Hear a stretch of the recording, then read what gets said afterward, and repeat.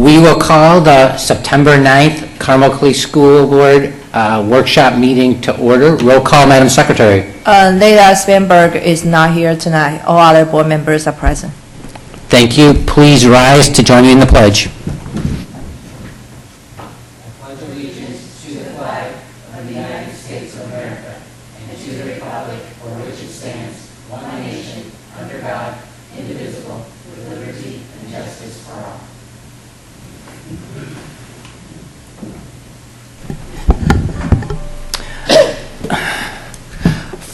I guess first, before we move to consent, I want to share with our audience that the lack of jacket and ties is due to the lack of air conditioning here at ESC, but we do have fans, the kind that blow air. We will move to consent. On the consent agenda, we have the personnel report, claims, and payroll. May I have a motion to approve consent? So moved. Second? Second. Thank you. All in favor of approving consent, please signify by saying aye. Aye. Any opposed? None. Motion carries. Next, we will move to the workshop topic, which is the presentation of the 2020 budgets. Mr. McMichael. Thank you. I'll just start right in by noting that as the board is aware, we're about to start our second year of having an education fund and an operations fund, which, as you know, changed last year, where we had a general fund for general operations, but then three other funds: a capital projects fund, a debt or a transportation fund, and a bus replacements fund. So those three have been kind of merged into an operational fund. But I will briefly go over what each fund is, the purpose of each fund. So with regard to the education fund, it's really focused on expenses allocated for student instruction and learning, so primarily teacher salaries and fringe benefits, principal salaries and benefits, spatial programs, guidance and counseling, nurses, and so forth, classroom supplies, and educational media services. Revenue for this fund comes from the state basic grant, and that grant is significantly driven by our enrollment, which, by the way, is our count day is Friday, so we're looking forward to that to see how many students we will have for this upcoming school year. The operations fund, as I said, is provided for transportation expenses, bus replacement expenses, and various capital projects. The funds for this, for the operations fund, comes from we have a maximum levy for that fund, and the levy it starts with the 2019 levy, and then there's a multiplier called a assessed value growth quotient, which this year that's 3.5%. So we know, so things have changed a little bit because now we know that we can anticipate a 3.5% increase in that source of revenue. And that, I just note that the assessed value growth quotient, I won't go into all the details of that, but it doesn't have anything to do with assessed value. It's really driven by non-farm income, and there's a 3-year lag, but it's an average over a 3-year period of time. There it is. Excuse me. So, as in the past, we're combining, for purposes of this presentation, the education fund and the referendum fund. These funds are kept separately within our bookkeeping, but because they're both funds can be used for similar purposes, I'm presenting them together rather than individually, but they are accounted for separately. So first, with regard to revenue, as I had stated, the revenue for the education fund is driven by the state formula. We're basing that formula on an increase of 93 students for 2019-20, and then 61 additional students for 2020-2021. Those numbers come from our very recent update of our demographic study. And so, as I said, in this Friday, we'll take the count, and then we'll see where we're at.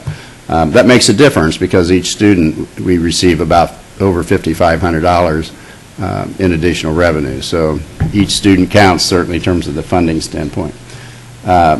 We also, this is not actually additional revenue, but I put the teacher retirement fund reduction because, as the board is aware, that's a significant issue.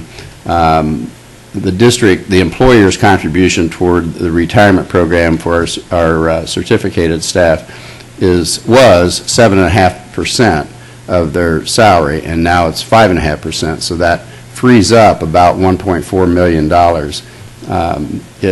And so that's been significant in our ability to provide increases for our teachers, as well as the number of teachers that we can hire. So that was an important and very positive action taken on the part of the state legislature.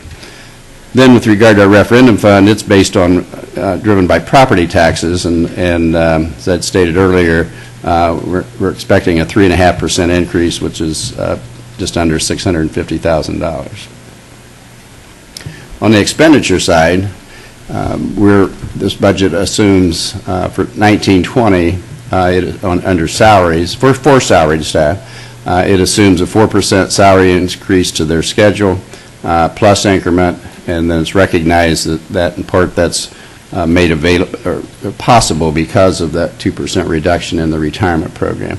Then in 2021, the budget's built on the assumption of a 2% salary schedule increase plus increment.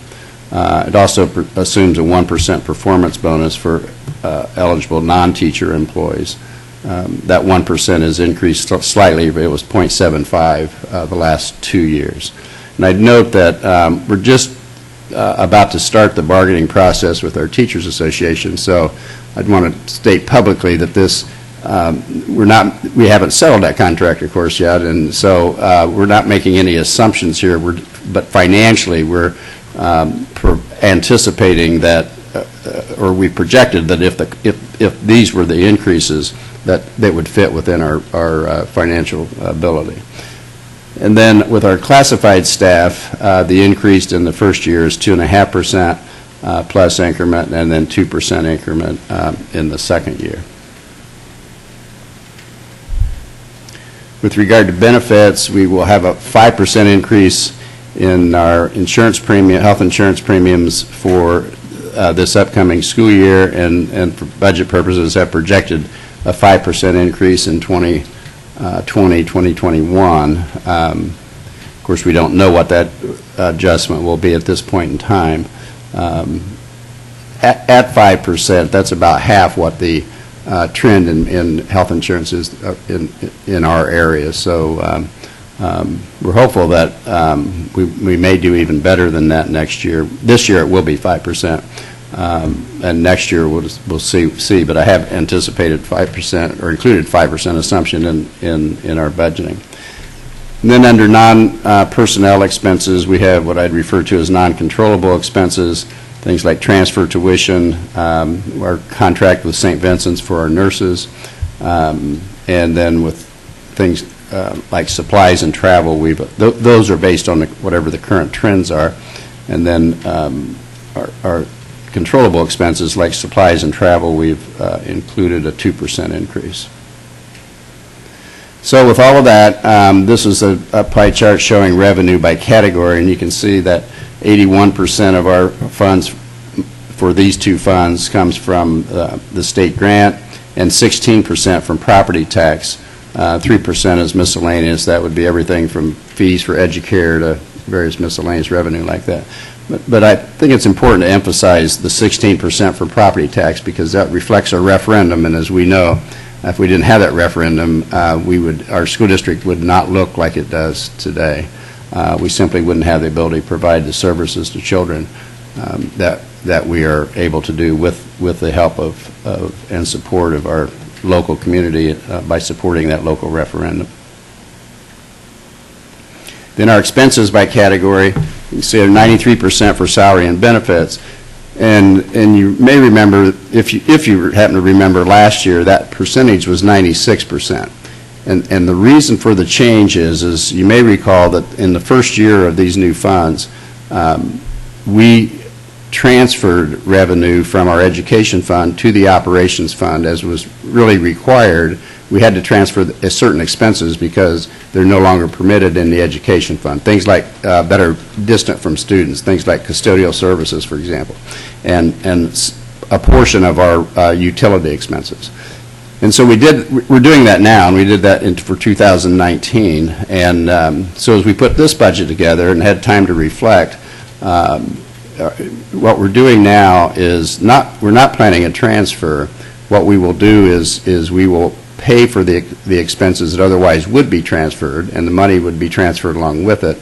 We will code those to the referendum fund, where we have the same flexibility that we used to have with the general fund, and it just saves the administrative overhead of doing those transfers. It doesn't change anything financially, but it's been difficult, I would say, and a bit complicated trying to track the crosswalk over the expenditures and we had to move the expenditures over, but also then tracking the revenue so that we transfer the right amount. So it's really just a bookkeeping issue, and since we happen to have a local referendum that has more flexibility in how we use the funds, we can it's not necessary for us to do the transfer.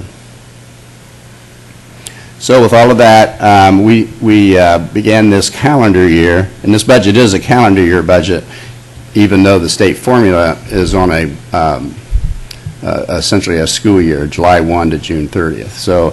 So our funding for this calendar year budget really comes from portions of two years of formula from the state. Now, the referendum, it is on a calendar year because we pay our taxes in May and November. So we've got a bit of a combination there between tracking our expenditures in relationship to the revenue.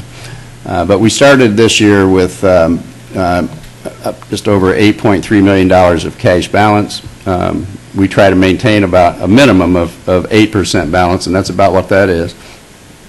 And then we have 2019 revenues of $122 million. We're showing these transfers of just over $14.6 million. Leaving cash available of $116 million, less the 2019 expenses of $107, which projects us to be at just about the same cash balance at the end of the year as where we started. Now, this may seem strange, but what likely will happen is that balance will be a little higher. And the reason for that is that the budgeting process pretty much necessitates that we are conservative on our revenue, because if we aren't, when the state approves our budget, they will be. So excise tax, for example, they typically will approve less than what we will receive, and that's perfectly appropriate because we wouldn't want the state to approve money that for some reason didn't show up if we've committed expenses to it. On the other hand, on the expense side of it, we would expect to be my best projection would be is that we would have appropriated a little more than what we need, and we're not going to use it if we don't need it. But the appropriation is just authority to spend if we do need it, and so otherwise we do that. We sometimes have to do this anyhow. We'll do it this year. Otherwise, it's necessary to go through a process of additional appropriation, and it's not a huge deal, but it does require notice and advertising, and there is some expense to that. And so generally, we're going to be a little high on the expense and maybe a little low on the revenue. And so we really believe that as we get through this budget, that we'll continue to be at about that 8%. That's our target, and we tie that to any other recommendations that we make, whether it be staffing or salary increases.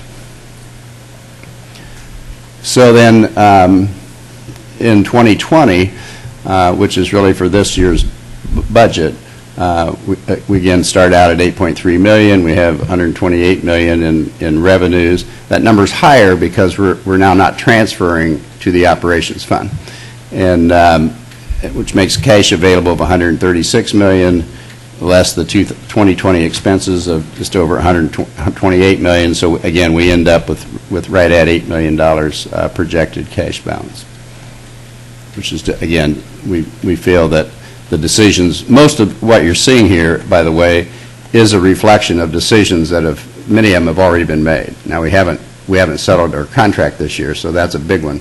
But many of the decisions have staffing, for example, this year. It's in place as an example. So to a great extent, it's not unusual for a budget to reflect decisions that the board's already made. That's important to note, I think, because there are some folks that, that say, well, now we're doing the budget, so we need to decide how we're going to spend the money. And usually, we've already decided how we're going to spend the money. This is attempting to reflect those decisions. Going to the operations fund, again, the revenue for the operations fund is based primarily on local property tax, as well as things like excise tax and financial institutions tax. And then in the operations fund, salaries are reflecting the same assumptions that were in the education fund. The non-personnel for this fund are things like utilities, property insurance, and control items are building improvements and repairs, buses, those types of non-personnel expenses. Here we started with just over a $6 million balance with revenues of $29 million. We had the transfer of $14.6 million, leaving total cash available of $49,895, less the expenses of $47,600. So we end up, our projection is to end up with a $2.2 million balance. You notice that's down from the $6 million. The $6 million was higher than typical. You may remember that we accumulated money in our what had been the capital projects fund to offset the deficit really that we had in the insurance fund for our early retirement program. And so this in 2019 we made those adjustments, essentially paid that to about $3 million to the insurance fund, and so we're all in line with our insurance program now. But that's what is the primary driver in showing that balance drops, and you'll see in the second year we don't anticipate that being the case. So here, when we go through, we start out at $2.2 million. After revenue and expenses, we're projected to end 20 at just under $2 million. All of these expenses, by the way, assume that we will use all the appropriation that we have, and what actually happens is a couple things. One is we won't use more than that without getting approval from you for additional appropriation, but we could use less.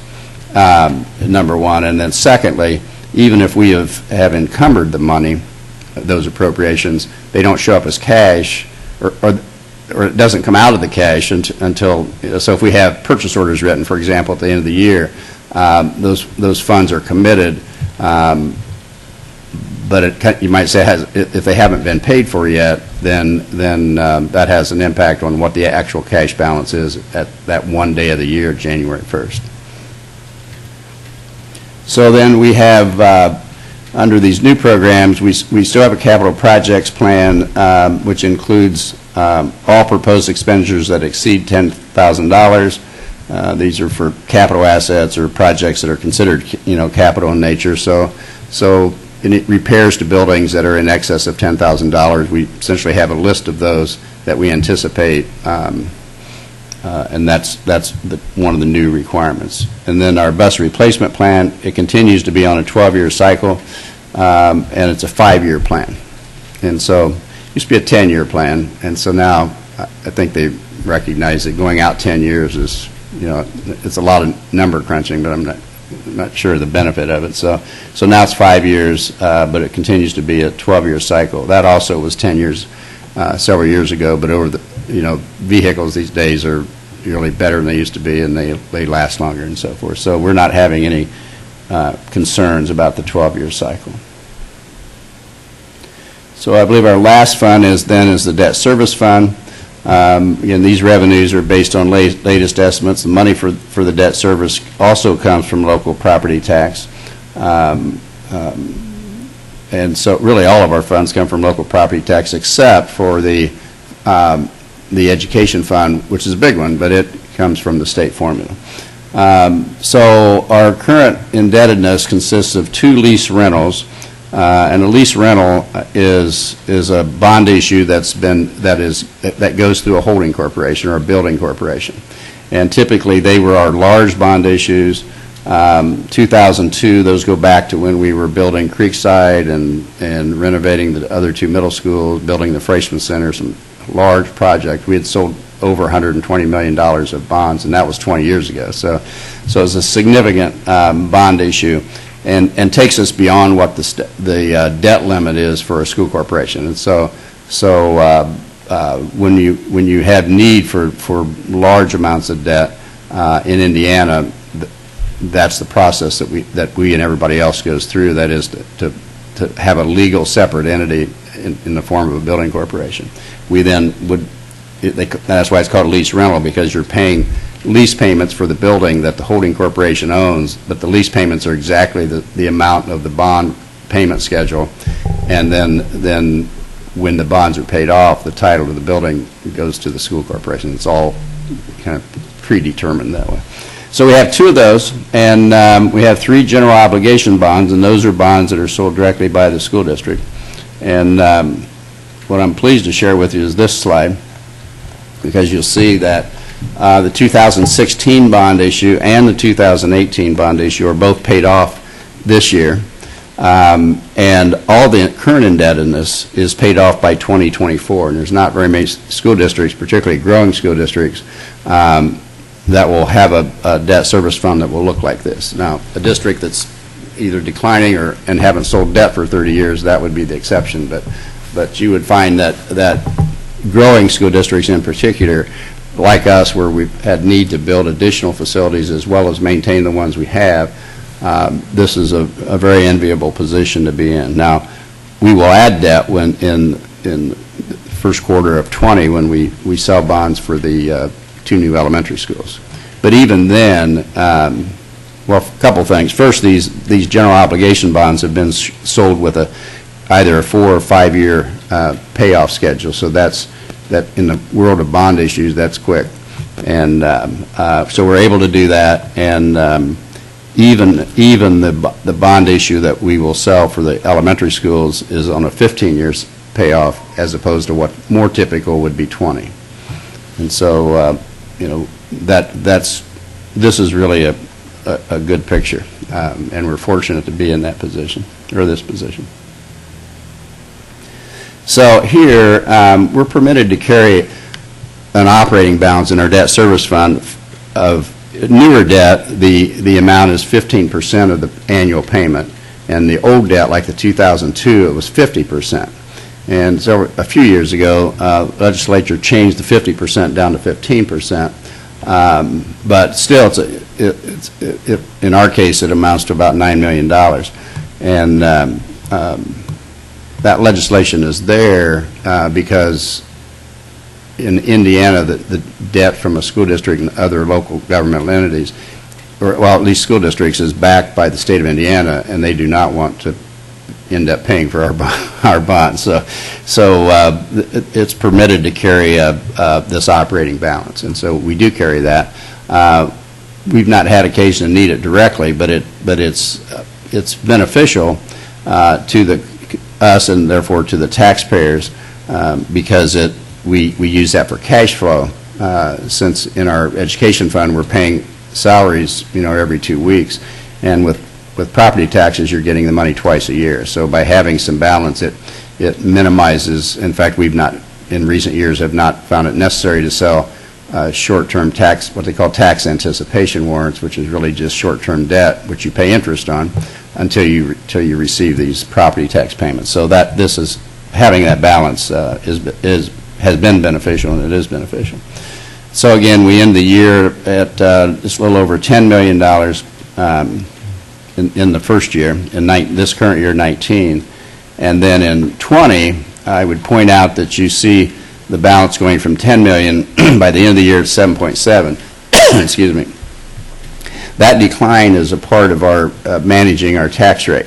When we sold the last series of general obligation bonds, in the payment for the first year, if we did nothing, would have resulted in about a 2-cent tax increase, and we didn't feel that was necessary because we're sitting on $10 million here that we otherwise are not directly needing. And so our financial planning was such that the plan is that we would rather than raise the tax rate 2 cents, we would use a couple $1 million out of our cash balance just for that first year. And then, as you saw earlier, we have debt paying off, and then we'll have the latitude to make the payments going forward for that debt issue without raising the tax rate in any of the years. So we thought that was best use of this money. And then it's not here, but in future years, we will bring that back up, but still not. We can do that and not have a tax increase to do it. So, with all that, here's our tax rates, and you can see that for a number of years now, our 2019 rate's just over 82.5 cents, and our rates, that's been our rate for several years, hovering right around 83 cents, and we're projecting, again, a very level and steady tax rate for 2020 as well. So, we have 3 notices that will be necessary. One to provide a public hearing with regard to these budgets.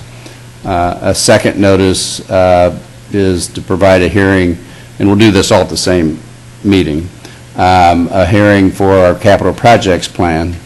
And then the third notice has to do with a hearing relative to our bus replacement plan.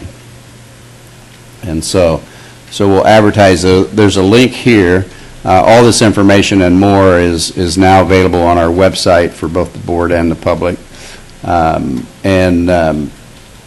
Then this is the upcoming schedule. After this presentation, we'll ask the board to, there's no action to be taken for 2 more meetings, but we'll ask the board for permission to advertise for those hearings, which will take place on the 23rd of September, which is a regular school board meeting. And then it will not be until October the 28th that we'll ask the board, after having that hearing and offering opportunity for public comment and the board's consideration of that, we would then ask for the board to adopt the budget at the second meeting in October, which is October the 28th. Then after that, we will send the adopted budget off to the Department of Local Government Finance. They will then, in November and December, they will review and ultimately we would expect that they will approve our budget. And then we'll have tax rates certified by December 31st. And then this budget will become effective January 1st.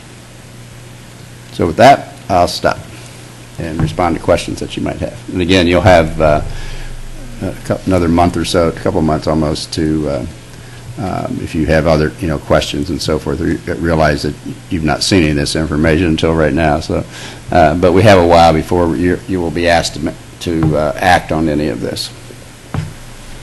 Do we have any questions from the board? Katie? On slide number 9, education and referendum funds, can you explain a little bit why St. Vincent is non-controllable? Don't we go into contract with them? Yeah, could be a bit of a misleading term that I'm using here, but what I'm trying to say by non-controllable is we have some things more than others. For example, we have utility rates and utility expenses, and we don't dictate what the rate's going to be. And with St. Vincent, in the end, we can't dictate what their charges are. We can choose whether we, continue a relationship with them. But in the end, they can still say this is what we're going to charge. Whereas what I'm referring to as controllable, such things as supply and travel, we literally can totally make the decision on whether we're going to increase it, decrease it, do whatever we want. And ultimately, we're entirely in control of those items. And that's what I'm trying to use the 2 different terms for. That makes sense. Thank you. And my other question is this past year, I know with the explosion at the high school, we had a deductible that we had to pay. Where does that come out of? It comes out of general operations, and specifically out of our operations fund. And it was $75,000, and not to minimize that, but it's in the context of about $15 million overall. Still, all that money is committed, and so basically, specifically where that came from was a portion of funds that are always allocated to maintain our facilities just on a day-to-day basis. which might approximate $1.5 million. And so it would, from an operating standpoint, that wouldn't look much different than if a boiler went bad or this server that runs this air conditioning goes bad. And should it cost $75,000, there would be no way that we would have, in that case, we didn't plan for that, but we know those things will happen. And so kind of like at home, you have a certain amount of funds that you just, things are going to happen, you just don't know what they are. And some years are better than others. And relative to that explosion, that would be on the bad part of the equation, of course. But that's where it comes from. I would say, now that you mentioned that our insurance rates also went up about 15%. And for the property portion. And it was absolutely a direct reaction to that multi-million-dollar claim. That's just kind of how it works in the insurance business. We've had very good experience for years and years and years, and so we have every reason to believe that we'll pick up and continue to have good experience, but we did have that unfortunate incident. And so in the insurance world, they're quite aware of that. And so we expect it to come back down, depending on the rest of the market also, but it did go up this year. Thank you. Lynn? I have quite a few questions here. And first, pages 16 and 17 are about cash balances for our operations fund. And can you explain again why 2019's expenses were expected at $47 million, while for 2020 that's down to $28 million? So that's one question. Another group of questions about, so this is 2019 is the first year of doing the education fund and operations fund. And what kind of issues have you observed in our, say, accounting system and staff about implementation? And do you think there will be changes or revisions to this two-fund system next year or in the next 2 years? I don't know that there'll be particularly, changes coming up. There may be, because it is new for everybody, and as we continue down this path, there may be something that's maybe not yet identified that might be an adjustment. But operationally, it's fine. The difference in those balances is because in 2019 we had that $14 million of transfer expenses, and in 20 we're not going to do the transfer this year, so we're going to pay it, pay those same expenses from our referendum funds rather than doing a transfer. So we won't transfer the expenses, but we also won't transfer the revenue, so it balances out in the books, but it results in 2020 being, significantly less than 2019. Okay. And I also, at one point of time, we were talking about transfer to the accrual basis. Yep. So have we changed? Yep. Well, this year we will go through that. We'll be in the process, and it's really, and we're definitely not going to full accrual accounting. But what we are doing is spending about $100,000 to get help from a financial organization used to be Umball, now called Baker Tilly, and they will assist us and several other school districts. In the end result is we have to be able to provide an annual financial statement, so yes, we will be complying with that requirement. You don't need to do that, except you can't sell bonds unless you do it. And so, since we're in a position that we can anticipate the need to sell bonds in the foreseeable future, effectively we don't have any reasonable alternative to not do that. And it only affects districts that have over 15,000 students, and I think it's maybe 9, something like 9 in the whole state. So not an issue currently for the vast majority of school districts. But there's quite a bit of conversation going on about that, including small districts that they recognize that, and they're assuming at least that it's just a matter of time, and so they do have reason to be interested in that whole issue. Right. And this election year, the district is asking taxpayers for school safety referendum. Mm-hmm. So if that's passed, how will this 2020 budget be affected? That won't have any impact on anything that I presented here this evening. What will happen if that passes is we will have what we proposed would be to have authority to have up to 5% tax rate for the safety referendum. If that passes, this time next year, you'll see another fund called the safety fund, and it will look very similar to one of these other funds, and from a So it will be a separate fund by itself? totally It's from not- from an accounting standpoint, it will be just like really it'll be just like our current referendum fund or our current operations fund, in that it's totally a separate fund, and like those funds, it has a very specific purpose, although much narrower purpose than any of our other funds. It is very narrow and very specific as to what those funds can be used for, so there's no commingling of funds, can't be used for anything other than what's authorized under the statute, and it cannot exceed, like our operational referendum fund, it cannot exceed the tax rate that would, if assuming it's approved, which would be, in this case, would be 5 cents. All of that's, it looks very similar to any these other funds in that it's absolutely accounted for separately, and it absolutely has a very specific approved use. So, you have the last slide here, last page here on the timeline. So this budget will be approved, will be adopted at the end of October. That was before the election. And you say that if the referendum is passed in November and you don't do an amendment to the fund, but the fund will be to the budget, but we'll be actually using the fund in 2020.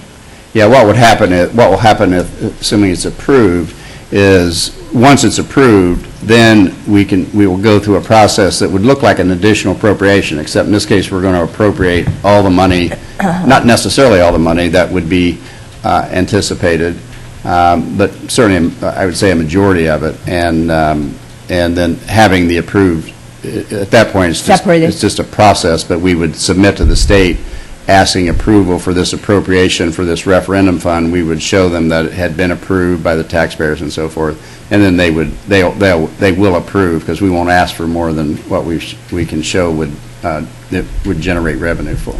I see. Thank you. I might add to that even with the additional, if we took the additional complete 5% or 5 cents on the $100 of AV, we'll still be the lowest referendum rate in the county. Yeah, and you've heard this before, but for benefit of the listening public, we've estimated that even at the 5 cent maximum has about a $65 impact on a $250,000 house, and about $120 a year on a $500,000 house. And so we don't minimize any of that, but just put it in context. We certainly want our public to know how they would be impacted, and we also have a calculator available that they can go on our website and kind of plug in the actual value of their house, because we're just using $250,000, 250, 500, and 750, but they can put their own house value in there, and it'll estimate what the impact of that safety referendum would be. But also, so with the safety referendum, any expenses that we would have that could come from those funds are obviously not in anything we're looking at today either. That's correct. Okay. Pam, do you have questions? Yes. So when we see the pie charts, like we have on page 10, and that says education and referendum funds, Yes. will that include the safety? No. No. None of this presentation has anything to do with the safety referendum.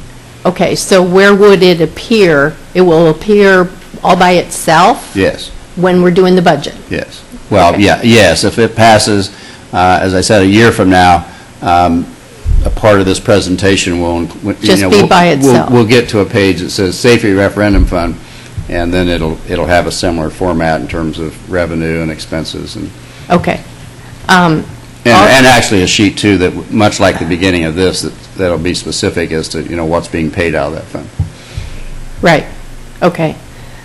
So there's no transfer, there wouldn't be any transferring? Correct. Because it's specific? Correct. Right. The 5% in insurance, Yep.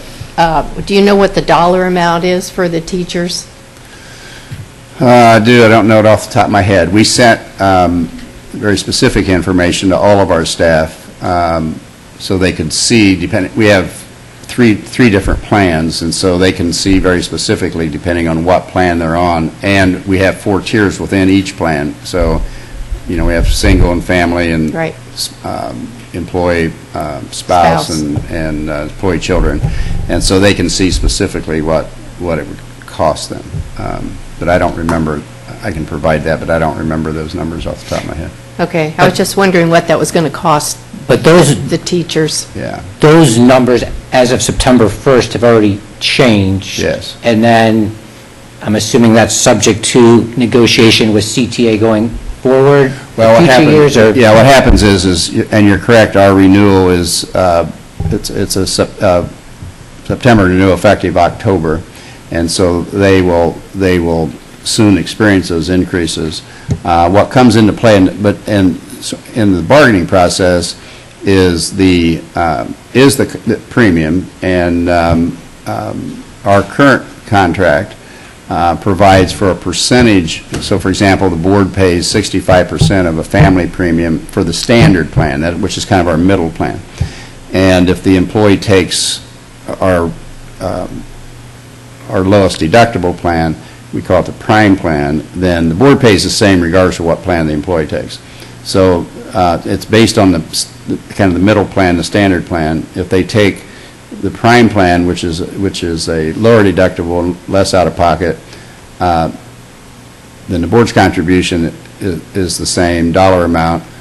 They pay the upcharge for the increased plan. Likewise, if they take the high deductible, then they pay much less because, again, the board pays the same.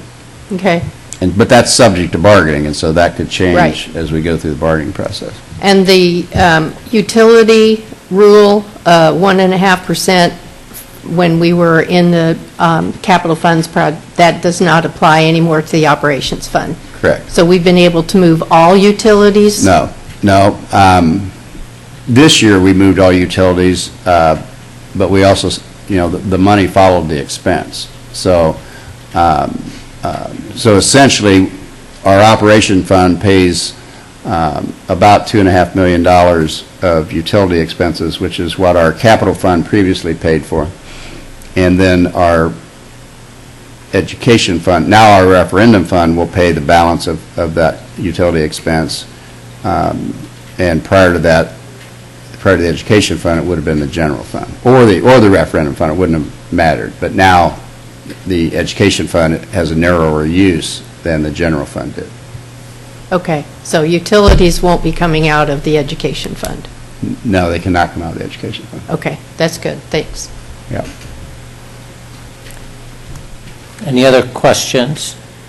So I have one more. So there's a number of things that between now and October, Right. we will know more information, like student counts, negotiation, all of that. Yep. But the budget that we're going to approve is what we're noticing up now. Yes. And so that will be our quote-unquote budget for next year, even though at some point we'll be able to track it much better internally.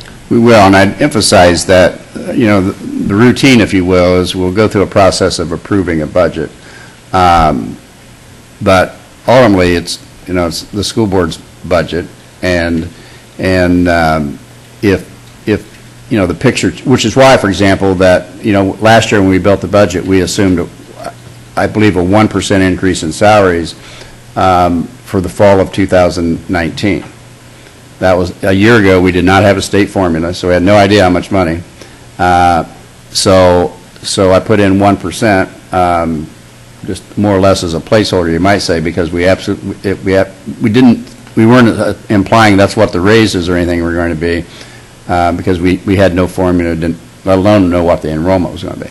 But as you know, the board has approved increases of 4% for non-teacher salaried staff and 2.5% for all other staff, plus increment.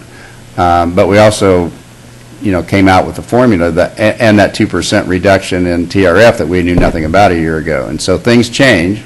And in order to cover those, we have the money, but in order to cover those expenses, we have to have appropriation, which the appropriation is just authority to spend the money. And you have to first give us the authority, and then the state has to agree with it, that we have the money to spend in the first place. And so we will need an additional appropriation this fall to cover that increased cost of salaries. But again, we also had increased revenue from what we assumed, and so one will balance out the other. Thank you. Any other questions? Will the, anywhere in the new budget or anywhere reflect the actual number of students we have on Friday? I mean, if we have more students than projected, more new students, then we'll have more money. We will have more money. In the end, sometimes we recognize the more money before we recognize if we have any more expenses. And so that, again, that's kind of the process. And so eventually we will know what the student count is, and that, as I said, that will influence what we actually get on the formula. Right. We don't anticipate it being 100 more kids, but again, every kid's approaching $6,000. But we also then we'll see what it is, and that's again part of our tracking, if you will. But we're also tracking expenses. Last year, for example, because of the job market and so forth, primarily our new hires cost us about $250,000 more money than what we budgeted. Fortunately, that wasn't too painful because our enrollment came in higher than what we assumed, and so in all of our decision making, and so I think we likely did have some additional staff, but it didn't consume the additional money that we received because of the additional enrollment. And so, but there's an example where we didn't anticipate, we had additional revenue, but turned out we also had additional expense that we had not previously anticipated. So that was very helpful, of course, because then we weren't, as it turned out, we didn't overspend the money, and therefore we didn't feel like we needed to make a downward adjustment in other expenses. All right, thank you again, Roger. So we have one action item, which is permission to advertise the 2020 budgets, the capital project plans, the bus replacement plan, and conduct a public hearing. Roger, do you need to give us any more explanation before we move forward with that? Nope, I'm going to stop. Thank you. So may I have a motion to approve permission to advertise the 2020 budgets, capital project budgets plan, the bus replacement plan, and then conduct a public hearing? So moved. Thank you. A second. Second. Thank you. All in favor, please signify by saying aye. Aye. Any opposed? No. Motion carries. Thank you. Thank you. Next on the agenda, we have reports. Dr. Beresford. Thank you. First, I want to just take a moment just to thank Mr. McMichael for his hard work on the budget. I think as you're able to see, forecasting a budget in a large school corporation, where by statute you have to actually project and make assumptions to get a budget because you don't have hard numbers to work with, which is typical when people make out their own budgets. So he has to come up and make projections and assumptions and build a budget, and it has to be responsible. Yet at the same time, we want to be competitive with other school districts around, and we want to do what's best for our people. So that's not an easy task, and he does a real nice job at it, so thank you for that, Roger, and did a very nice job with that. And I always enjoy waiting for the 6-year non-farm income tax factor, because I've sat through, 37 of these or something, some kind of crazy number of this, and at some point in time, they always talk about that factor, which really is what a lot of the what percent of increase that's going to happen is based on that factor. So it's a real important factor. But you finally got it in there, and I was waiting for it, so I appreciate that, too. Just a few things on my superintendent's report. One is that September is National Suicide Awareness and Prevention Month, and our mental health coordinator, Stephanie Whiteside, has created a video, and that's in our Parent Resource Center on our website that provides information on some statistics, warning signs, and strategies for prevention. She's also doing some sessions on teaching QPR, which is a suicide prevention system that I talked about the last time, and I think those are this week, as a matter of fact. So this also at the high school, you're going to see they're going to have a special evening program, again, on mental health topics, so that's going to be another good thing that's going to be going on this month. Now, some things about last summer, the Carmel Clay School Summer Meal Program, which is a partnership with the Carmel Youth Assistance Program. Just some information about that, some stats. 230 students participated in the program this summer. That equated to 28,490 meals that were distributed throughout this summer. That was 4,900 pounds of food that was donated through the Pack the Cruiser event that happened at Kroger's in June. And more than 19 different organizations came together to make the program a success for our students and families. They were sorting food, delivering food, teams packing food. It really was amazing, and it was just an amazing partnership with our whole community to make sure that anyone with food needs, those needs were met this summer. So I really appreciate everyone that that joined together to make that happen. Also, I want you to know that this week is Custodial and Maintenance Appreciation Week. So send some good vibes to our custodians, our maintenance folks. They work real hard, and even though we don't have air conditioning tonight, I know that our maintenance guys are here and they're working hard. So I think it's getting cool already. Big congratulations goes to Collegewood Elementary teacher J.C. Snyder. She was named a finalist for the 2019 Elementary Academic Coach of the Year by the Indiana Association of School Principals. Now, J.C. coaches the Math Bowl team, the Science Bowl team, and the Spell Bowl team at Collegewood Elementary. And, as we saw with all of our, our spotlights, that last year her team had a state championship for the Math Bowl and the Science Bowl, and her Spell Bowl team finished in the top 3 as well. So big congratulations to JC. She's got a possible state championship coming her way as well. So real proud of her and her teams. Congratulations to the Carmel High School Champions Together team. Now, I was talking about, that they pulled the jet, and won that event. Well, now, they were most recently named to ESPN Special Olympics Unified Sports National Honor Roll. And 34 schools were named in the country. So our Champions Together team placed in the top 10 of those 34.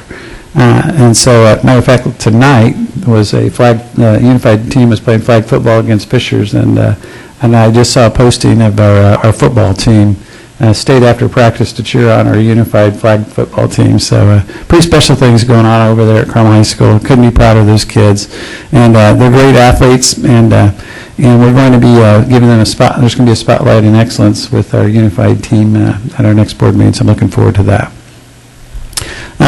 If you have been on social media, you may have seen that our Carmel High School cheer team had a creative gender reveal, which, I don't know. I've got 3 kids. They're all old. We didn't do a lot of gender revealing, but I think it's a thing now. But anyhow, Molly Roy and her husband are expecting their first child early next year, and the cheerleaders did this cheer routine, and they were flipping and chanting and had the whole thing going on like it was a national competition. And at the very end of the cheer, they announced that they are going to have a little girl. And so congratulations to the soon-to-be parents. And if you haven't seen the video out, you need to check it out. There was like air cannons with pink stuff, and it was quite a show. So the creativity just never stops. Speaking of the Greyhounds, I was able to attend the home opener against Noblesville, and well, it was a solid 37-0 victory over the Millers. But this past Friday night was the Copper Bowl game, and I did not know about the Copper Bowl game. I must have missed that last year. But it's kind of a rivalry between Carmel and Center Grove, and the Hounds were able to hold on to the Copper Kettle. And this is an award that's been around a while. They look pretty old. And so now they won that game. It was ended up being a 20-14 game. Very close, very competitive game. So congratulations to both teams. But hey, how about those Hounds? They brought back the kettle. I also wanted to fill you in that I have had 3 informational sessions so far with faculties at our schools. It's as an informational meetings on the referendum, so that our staff is aware of what, we're communicating well what the referendum question is, all the different factual information about the referendum, and also including that as kind of a do's and don'ts section of it, so that teachers are aware what they can do as private citizens and as teachers, but also the limitations, because there's a lot of rules about what school personnel can do regarding to you're just not allowed to promote the referendum, either yes or no, during school time on school property with school equipment. So and those meetings so far have gone real well. I've had some good questions, and so we want to make sure our entire team's aware of all the fundamentals and also the basic information about what the referendum is about. And along that same line, we're going to hold some informational community meetings. We have the dates for those now. So we're going to have these meetings. You can go to, parents and community members can go to any meeting they want to. And one's going to be at Carmel High School on September the 19th. That's at 6:30 in the auditorium. And then we'll be at Clay Middle School on September the 24th at 6. These are all at 6:30 in the auditorium. And then at Carmel Middle School on the 26th, again in the auditorium, and at Creekside on October the 3rd in their auditorium. So looking forward to, again, giving you the factual information about the referendum, and we'll be answering questions that parents or community members might have at those gatherings. And then finally, I got the bell ringer. And my bell ringer of the day is another congratulations for our boys swimming and diving teams. Swimming World Magazine has named Carmel Greyhounds the 2019 National Champions. And Swimming World Magazine annually compiles the top times from all 50 states in their state meet, like in their state swim meet. And they take those times and then they kind of build a final score for a national score off of those times. So the Greyhounds came out on top, and so if there was a meet with all the state champions, a virtual meet with all state champions, those guys took the national champion. So I'm very proud of those Greyhounds, and they continue to work real hard, and good things happen when you work hard.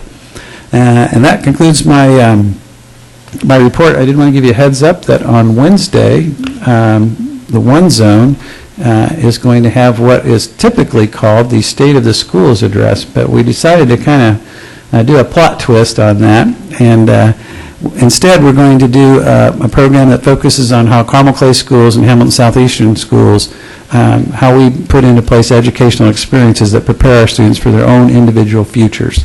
And so we're going to see a lot of college careers, certifications, training, a lot of the things that our kids experience in our schools that really help them find their future, which is one of our which is one of our topics when we talked about our rebranding. So that's what it's going to be about. And instead of the 2 superintendents giving speeches, we're actually going to have students give presentations.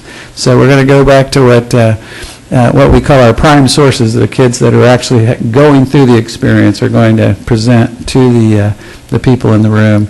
And so I'm really looking forward to it. So the old talking heads aren't going to be talking much, and then the students are going to present, and then Courtney's prepared a video of even more of our students, and because we wanted to show that there's a pretty big volume of different activities going on in our schools to prepare our kids for the future, whatever that may be. So looking forward to Wednesday, and I think it's going to be more about finding your future than the state of the schools, but I'm sure it's going to be a very good program. Thank you. Concludes my report and my remarks. Well, thank you always for the very informative remarks. Are there any questions from the board? There being none, I will accept the motion to adjourn this meeting. So moved. A second? Second. All in favor of adjourning, please signify by saying aye. Aye. Motion carries, meeting adjourned. Thank you.